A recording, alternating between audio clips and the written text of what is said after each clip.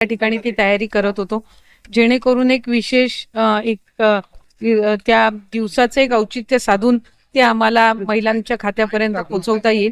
त्याच्यामुळे टीका तर या योजनेवर सुरुवातीपासून होतच आलेली आहे आणि त्या टीकेकडे फार लक्ष न देता महिलांच्या आयुष्यामध्ये सकारात्मक बदल करण्याच्या दृष्टिकोनातून ही योजना आम्ही यशस्वीरित्या राबवण्याकडे जास्ती लक्ष देत आहोत.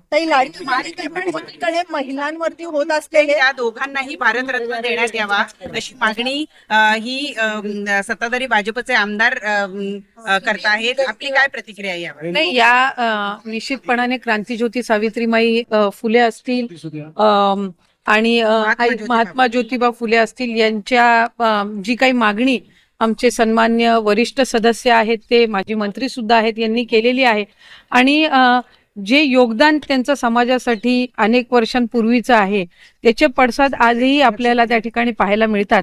आणि कुठे ना कुठेतरी मुलींच्या शिक्षणाप्रती असेल किंवा त्याचबरोबर समाजामध्ये जी काही सुधारणा आहे ही याची जी सुरुवात असेल, एक सकारात्मक पाऊल असेल आणि त्यावेळेला संघर्ष करून त्यांनी मुलींच्या शिक्षणासाठी दिलेलं जे योगदान असेल हे आमच्या सर्वांच्या आणि आपल्या सर्वांच्याच आयुष्यामध्ये. लाडक्या बहिणींनो, लाडक्या ताईंनो, तुमच्यासाठी गुड न्यूज आहे, कारण तुमच्या बँक खात्यामध्ये आता होणार 3,000 रुपये जमा. हो, मार्च आणि एप्रिल या दोन्ही महिन्याचे पैसे तुमच्या बँक खात्यामध्ये येत्या काही तासामध्ये लाडक्या बहिणीच्या बँक खात्यामध्ये जमा होणार आहे. त्यामध्ये ज्या लाडक्या बहिणी KYC कंप्लीट केलेले आहे त्याच लाडक्या बहिणीला हा लाभ भेटणार आहे.